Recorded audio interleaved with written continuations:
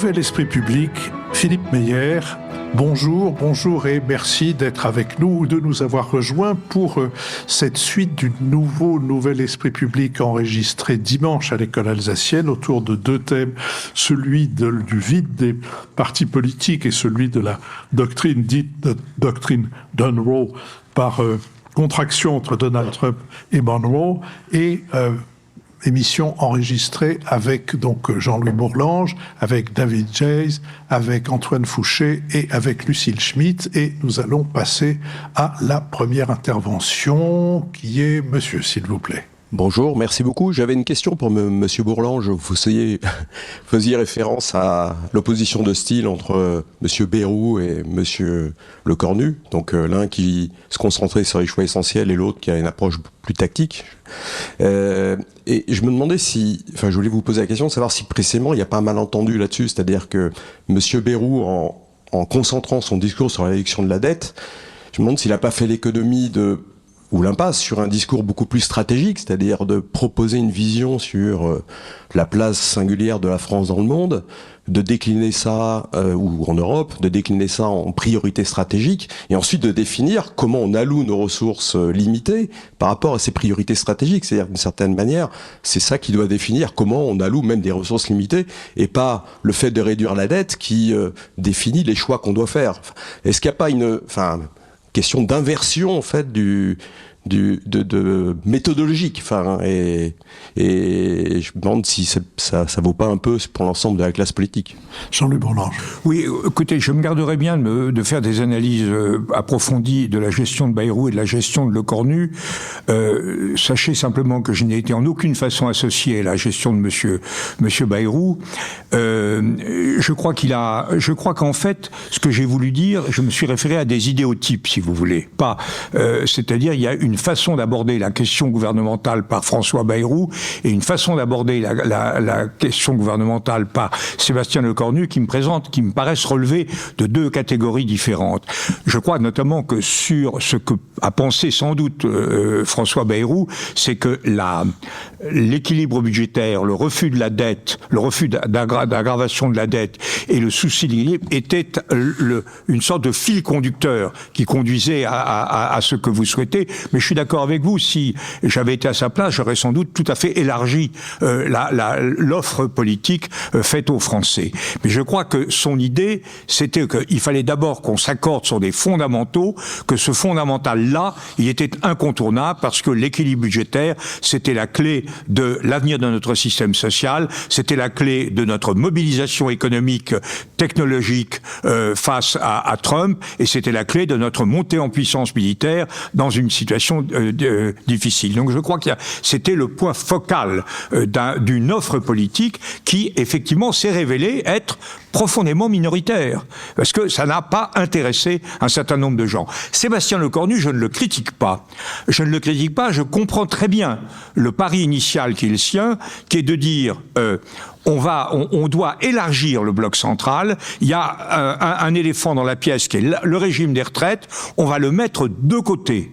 On va dire, on verra dans 18 mois. Et si dans 18 mois, on n'a pas fait quelque chose de mieux, ça s'appliquera. C'était une concession importante. Ce n'était pas un abandon total. Même chose pour le 49.3. C'était un irritant. On peut vivre sans 49.3. Le principe de la responsabilité du gouvernement devant le Parlement et du droit de dissolution offre le même équilibre. Donc il a dit cela.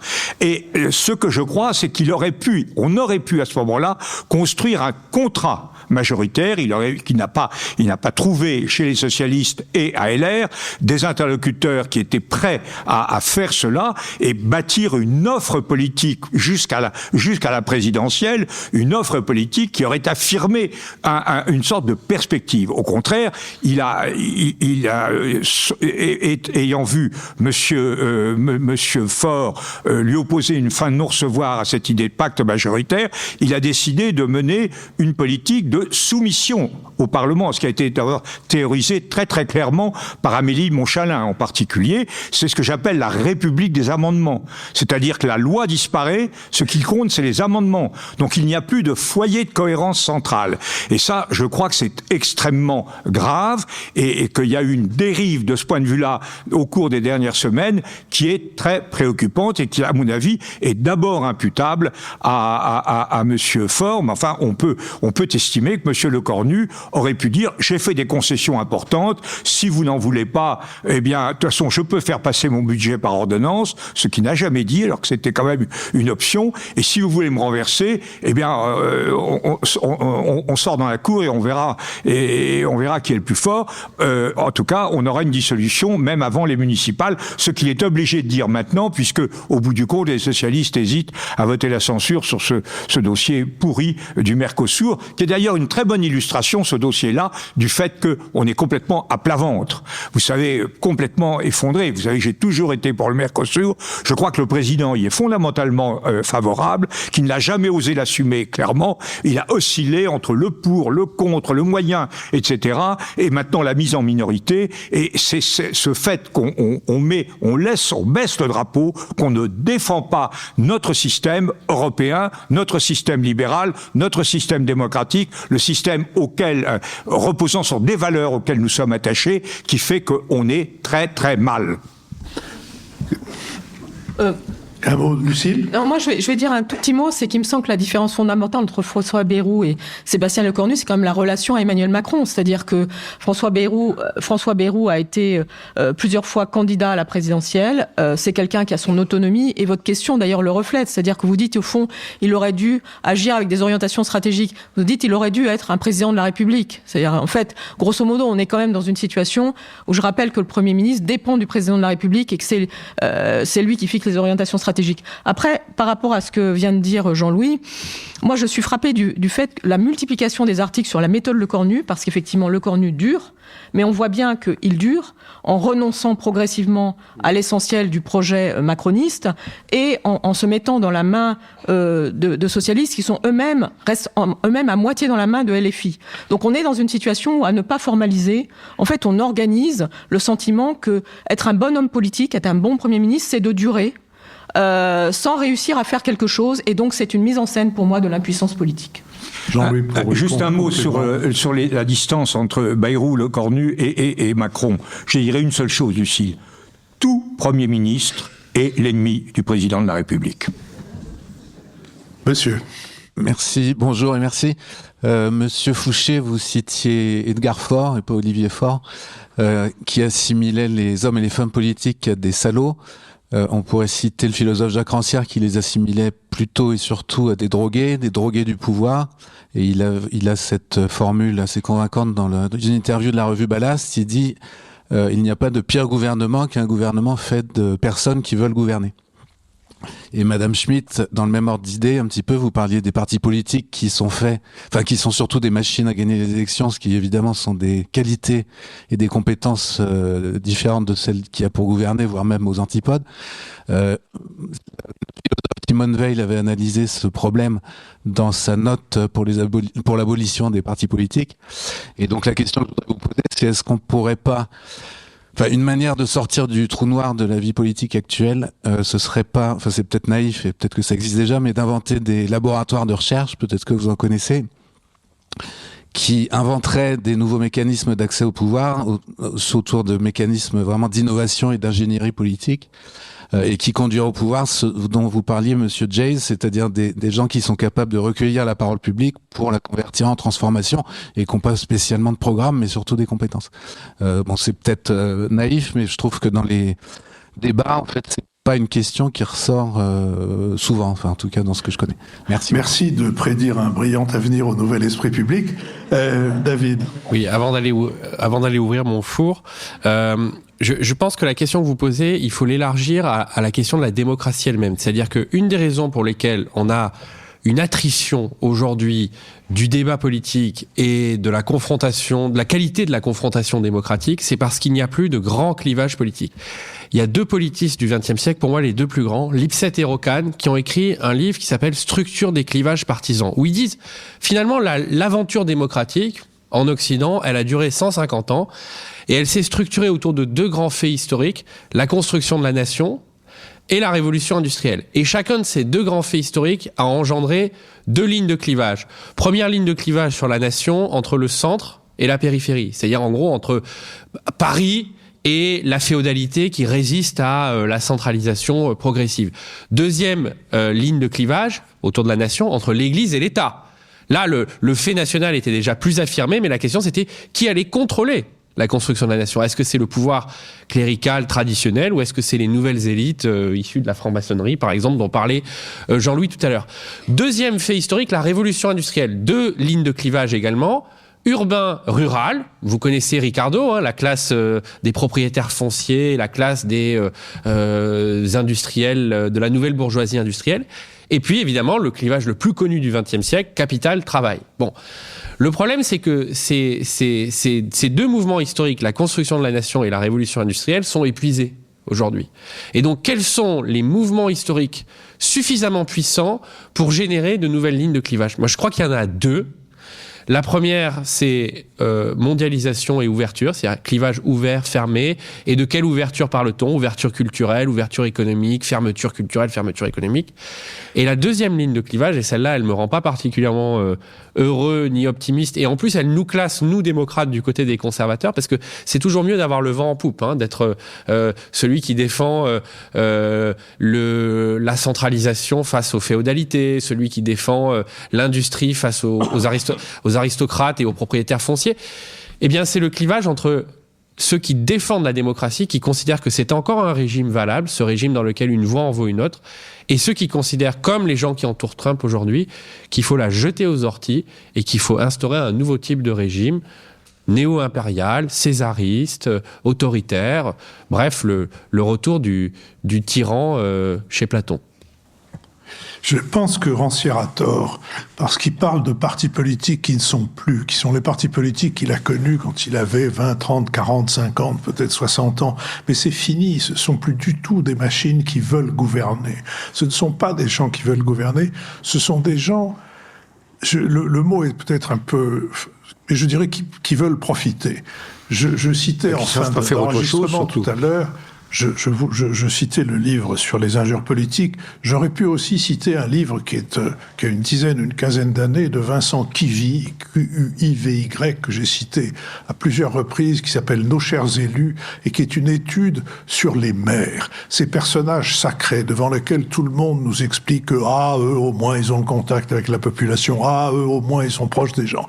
Et Vincent Quivy est allé regarder de près de quelle sorte de politiciens, de quelle sorte d'individus, de quelle sorte d'affairistes il s'agit dans beaucoup de cas. Et il me semble que c'est se tromper que de croire que les membres des partis politiques sont des gens qui sont habités par une hubris de transformation d'une manière ou d'une autre, ou même d'asservissement du reste de l'humanité.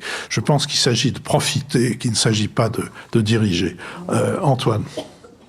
Oui, alors j'avais pas prévu de rebondir là-dessus, mais je suis d'accord avec ce que vous venez de dire, c'est-à-dire qu'il y a quelque chose dans la phrase, la question que vous avez posée en disant ce sont des gens qui veulent gouverner. Non, je pense pas. Justement, ils veulent pas gouverner. Et ce qu'a dit Lucille juste avant, le monde, c'est-à-dire que quand durer, c'est ne pas gouverner. Là, ce qui se passe depuis 3 mois, c'est qu'il dure parce qu'il gouverne pas, parce qu'il n'y a pas de projet, parce qu'il n'y a pas de cohérence, parce qu'il n'y a pas de ligne. C'est la condition pour durer.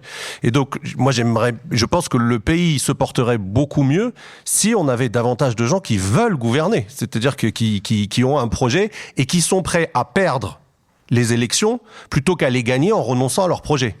C'est ça qui manque. C'est des gens dont on se dit, si on sait ce qu'ils vont faire si s'ils sont élus, et on peut se fier à. Non. La politique ne consiste pas à perdre les élections, elle consiste à les gagner sans sacrifier ses idées. Je suis d'accord avec toi, Jean-Louis, mais peut-être que ce qu'il y a de nouveau, c'est que pendant plusieurs décennies, il a été possible de gagner et d'avoir une vision. Et aujourd'hui, depuis au moins, je sais pas, quelques années, peut-être quelques décennies, on n'arrive plus à combiner les deux choses. C'est-à-dire que si on veut avoir un projet de transformation qui sorte la France du tunnel ou de la vase, on peut prendre la métaphore qu'on veut, c'est quelque chose dont nous, les Français, nous ne voulons pas. Et je pense que là, on va se rejoindre à nouveau. Et juste pour préciser la réponse à la question de monsieur, c'est pour ça que je pense que si le problème est un problème de fond, ce n'est pas un problème institutionnel.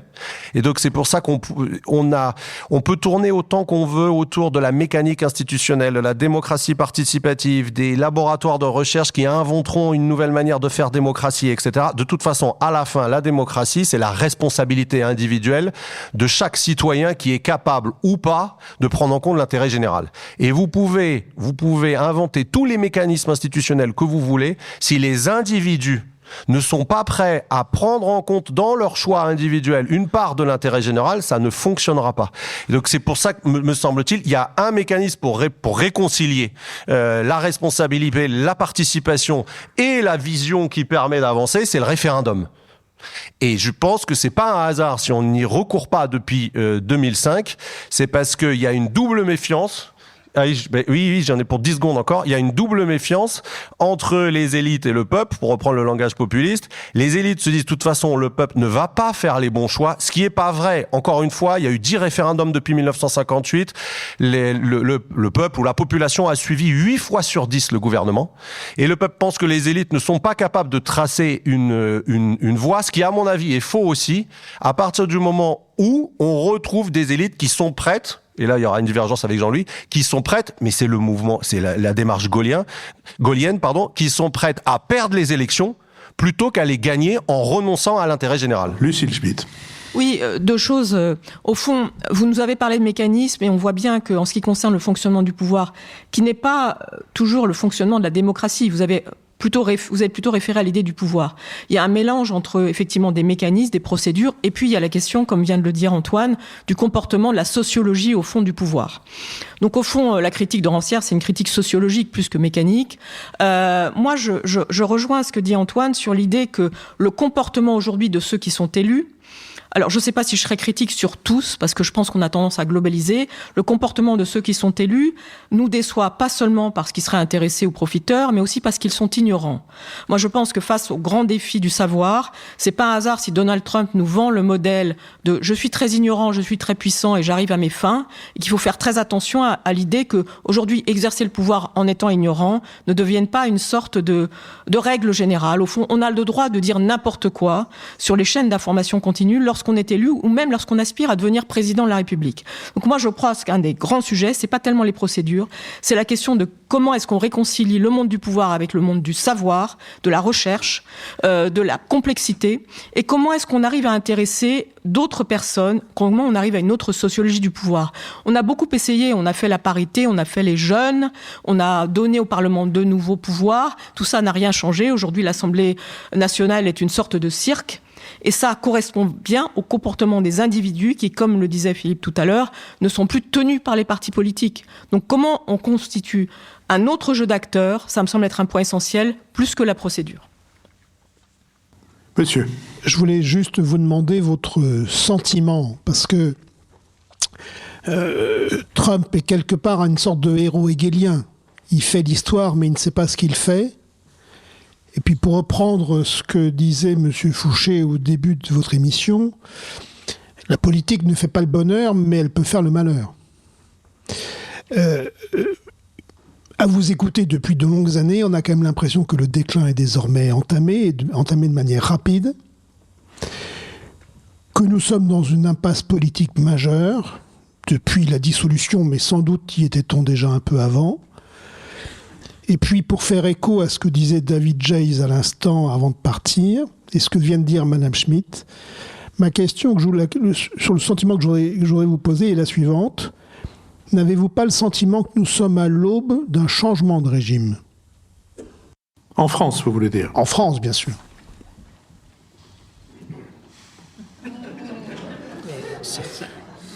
On va parler. Oui. Est-ce que vous pouvez revenir le mois prochain ?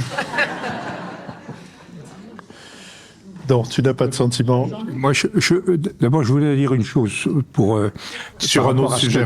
Non, pas sur un autre sujet, c'est la même chose.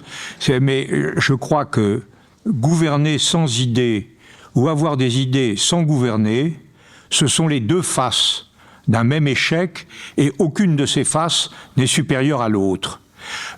S'agissant de la question plus précisément qui est posée, je crois que nous voyons bien un délitement fondamental du régime, mais c'est un délitement, à mon avis, de la politique, et je ne vois pas quelle est la solution institutionnelle qui pourrait prévaloir. Je ne vois pas, justement, le relatif insuccès de Sébastien Lecornu et le relatif insuccès de François Bayrou montrent que l'hypothèse d'un retour au parlementarisme ne correspond pas plus que l'abus de pouvoir présidentiel hérité de la Ve République.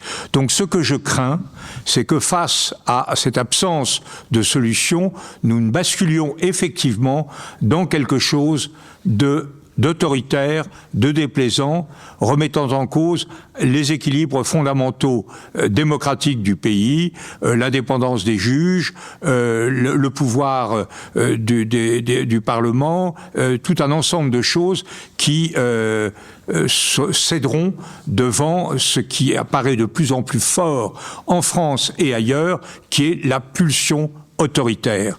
Sinon, on aura ça, ou alors on continuera, hélas, me semble-t-il, à cafouiller pour longtemps. Antoine Fouché insiste souvent sur, et l'a encore fait tout à l'heure, sur la nécessité que le changement, quel qu'il soit, parte de l'individu.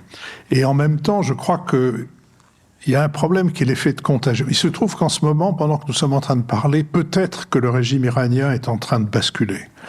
Et peut-être que dans les semaines qui vont venir, il se passera au Venezuela quelque chose qui obligera ou qui fera en sorte que, bien que Trump ne l'ait pas souhaité, cela provoque un changement, une démocratisation, une amélioration politique du régime au Venezuela. Et si ça se fait en Iran, c'est en train déjà de se passer quelque chose, et aussi aux États-Unis avec le mouvement qui a été déclenché par l'assassinat, il faut bien dire le meurtre de cette malheureuse mère de famille, c'est aussi sur un effet, je dirais, peut-être de contagion. En tout cas, moi je suis né après la guerre. Je fais partie des garçons, puisque c'était surtout une question de garçons, qui se demandaient ce que leur père avait fait. Puis quand ils étaient tranquillisés sur leur fait que leur père, non seulement n'avait rien fait de mal, mais en plus avait plutôt bien fait. Le mien était dans les maquis qui ont été incorporés à l'armée de Lattre. Mon beau-père était à Londres dans les commandos Kiefer. On se demandait ce que nous aurions fait. Et se demander ce qu'on aurait fait pendant la guerre, ça voulait dire se demander qu'est-ce que c'est que le courage physique. Et je n'ai pas cessé pendant des années d'interroger ou d'essayer d'interroger cette génération dont je viens de parler, celle qui était ou dans les maquis ou dans les commandos Kiefer, en disant « mais qu'est-ce que c'est que le courage ?» Et ils ne répondaient pas. Et d'ailleurs, ils n'aimaient pas parler de cette période. Ils disaient « ça suffit, on a fait ce qu'on avait à faire, passons à autre chose ». Et j'ai fini par obtenir une réponse de quelqu'un qui était compagnon de la Libération, qui était François Jacob, que j'avais la chance de fréquenter. Et un jour, un peu excédé par la question, il m'a dit « le courage, c'est comme le chagrin ». Je dis, qu'est-ce que ça veut dire, le courage, c'est comme le chagrin? D'abord, c'est par vague. Ça vient et ça disparaît. Simplement, c'est quelque chose qu'il est rare de devoir avoir tout seul, et c'est quelque chose qu'on a par contagion. Quand il était dans les différentes brigades qui se sont battues, il disait, tu comprends, à un moment donné, toi, tu as vraiment la trouille, mais le type à côté de toi, pas du tout. Et ça marche comme ça. Parce qu'il y a une espèce de système de vase communicant qui fait que... Et je me demande si... Je ne sais pas si c'est une loi comme celle que Montesquieu, comme la théorie des climats, mais je me demande si dans les mouvements comme celui qui est en train de se passer en Iran, comme celui qui est en train de se passer aux États-Unis, comme celui qui a commencé à se passer au Venezuela, il n'y a pas aussi quelque chose qui aura un effet d'appel sur nos propres comportements. Tout ça est peut-être complètement vaseux, mais comme je le sentais et que nous sommes entre nous, j'avais envie de le dire. Merci Madame. pour toutes ces réflexions. Je vais poser une question assez simple, excusez-moi. par rapport vous avez beaucoup parlé des acteurs, moi je voudrais parler des électeurs et notamment des jeunes. Les jeunes aujourd'hui, ils sont engagés, ils sont citoyens, ils ont des engagements personnels, associatifs, donc ils se désintéressent pas de la vie publique, mais ils ne se projettent pas dans l'expression, vous l'avez dit tout à l'heure. Moi je voudrais juste aller sur un point très précis. Le taux de participation aux élections, il est quasiment inversement proportionnel à la pyramide des âges. Donc pour commencer qu'est-ce qu'on peut faire pour remettre les jeunes au moins à ce premier niveau d'implication dans la vie politique? Merci. Peut-être pour Lucille Schmitt. Merci beaucoup. Alors d'abord, peut-être qu'il faut dire une chose, c'est que la vie démocratique ne se résout pas aux élections. Et en fait, les jeunes l'expriment fortement, puisque tout à l'heure David disait, au fond, je crois que le changement doit venir du numérique, etc.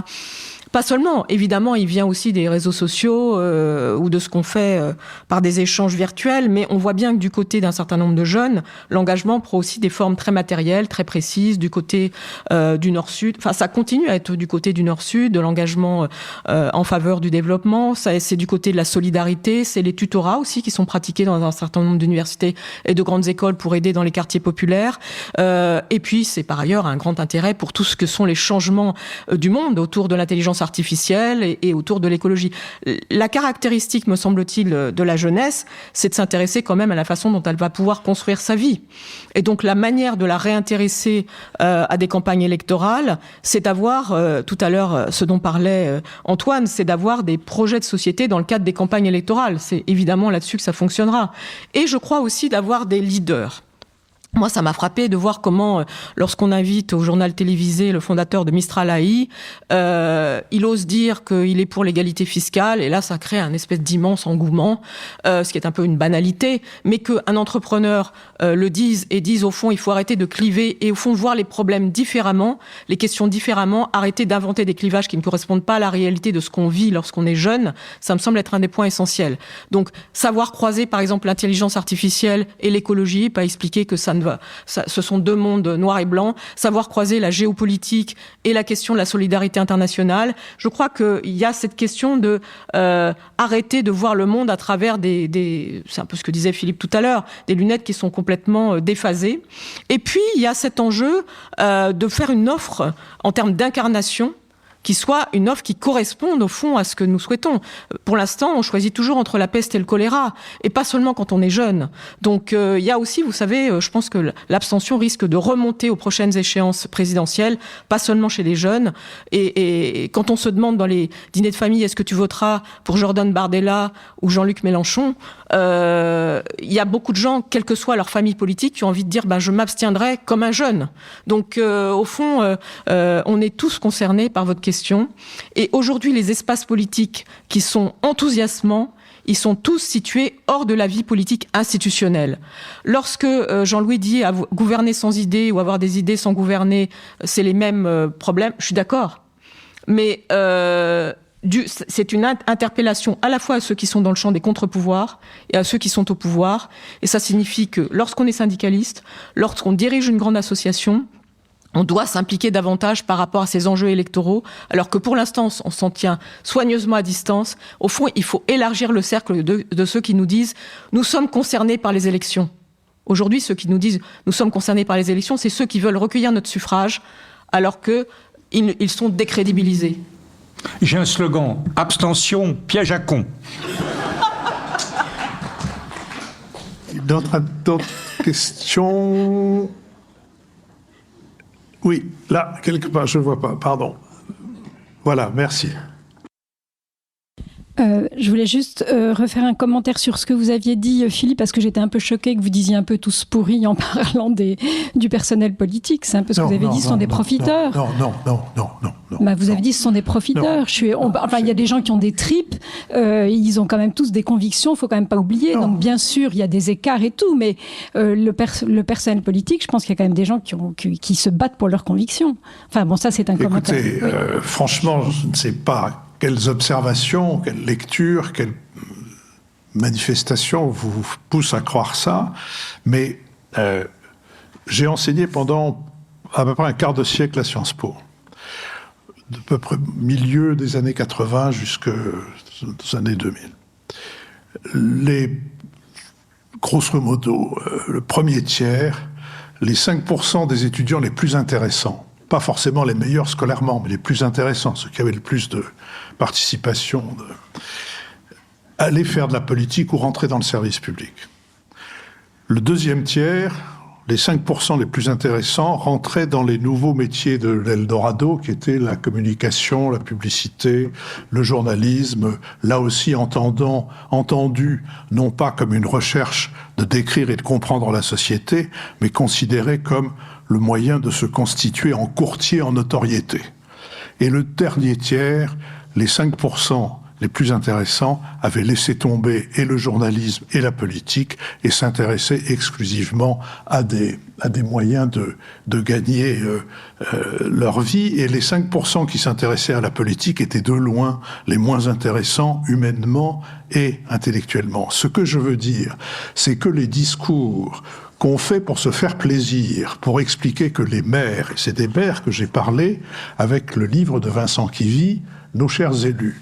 Le discours sur les maires qui sont les vrais, qui sont proches de la population, quand on y regarde de près ce que fait Vincent Quivy, on s'aperçoit que ça masque des choses qui sont pas du tout aussi glorieuses que celles qu'on entend dans les différents propos.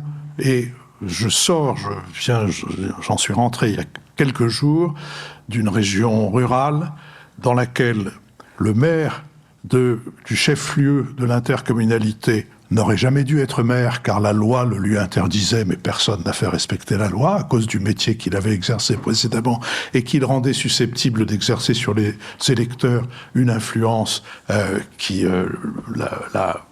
était susceptible de l'amener à être élu. Le maire d'une autre ville qui est un peu en contrebas n'aurait pas dû non plus être élu parce que lui aussi avait exercé une responsabilité, en l'occurrence dans les finances publiques, qui lui permettait de connaître la situation fiscale et patrimoniale de tous les électeurs de la ville où il s'est présenté, et donc il n'aurait pas dû pouvoir se présenter. Ou le maire d'un village de 500 habitants mais qui a la chance d'avoir une redevance considérable de l'EDF peut se servir de cette redevance pour favoriser ses amis et se favoriser soi-même au passage. Bref, je peux vous en faire comme ça sur un tout petit coin de France dans lequel il n'y a pas une seule commune qui ait plus de 800 habitants ou 900 habitants et qui est entièrement sous la coupe d'élus qui ont peut-être des appartenances politiques, mais qui ont surtout des intérêts personnels. Donc non, vous ne me ferez pas dire que c'est la conviction ou les idées ou les idéaux qui amènent le personnel politique. Je veux bien croire qu'il y en est, mais prendre la partie pour le tout me paraît une erreur qu'il ne faut pas commettre. Moi, je peux dire un mot. Moi, je n'ai pas ce sentiment. C'est pas forcément plus reluisant, mais j'ai le sentiment que le grand défaut du personnel politique, c'est la vanité. C'est la volonté de reconnaissance sociale, c'est la vanité, mais il y a certainement des combines un peu partout.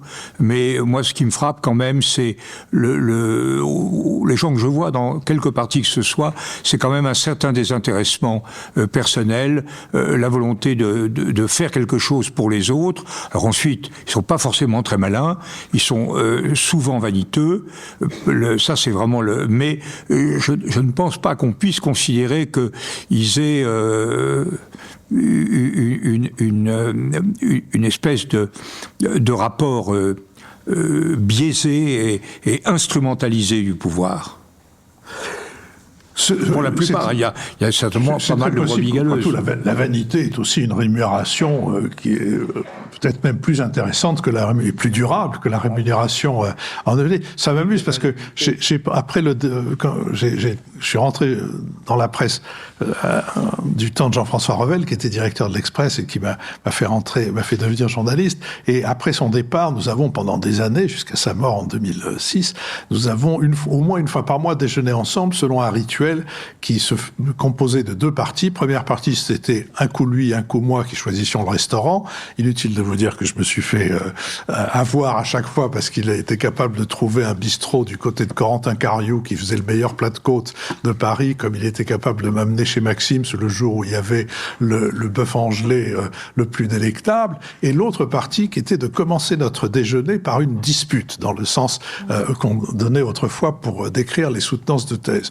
Et alors alors, pendant la dispute, nous devions chacun venir un exemple pour soutenir notre analyse du monde. Lui, c'était que le monde était mu par le mensonge, et moi que le monde était mu par la vanité.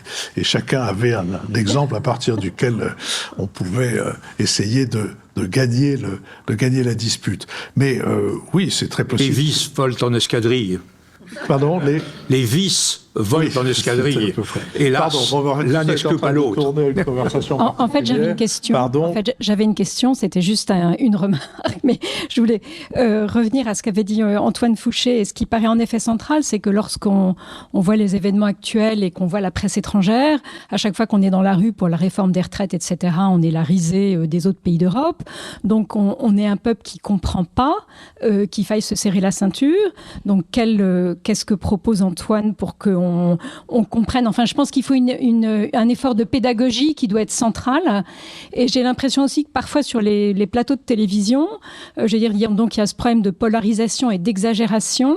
Et j'ai l'impression que les journalistes ne font aussi parfois pas leur boulot de ramener à une espèce de rationalité à chaque fois qu'on va dans l'exagération et que ça réduit le débat. Et je trouve qu'on devrait à chaque fois pouvoir essayer de les faire revenir les gens sur le plateau des vaches. Antoine, ton programme, et on en parle plus, on va déjeuner. Non mais j'y travaille, voilà. Non, ce qu'il faut, me semble-t-il, mais je vais être très court parce qu'on en a déjà parlé. Ce qu'il faut réussir à faire, à mon avis, c'est deux choses. C'est essayer d'expliquer les grands enjeux contemporains de façon simple, mais non déformée. C'est-à-dire comment arriver à simplifier la complexité sans la trahir.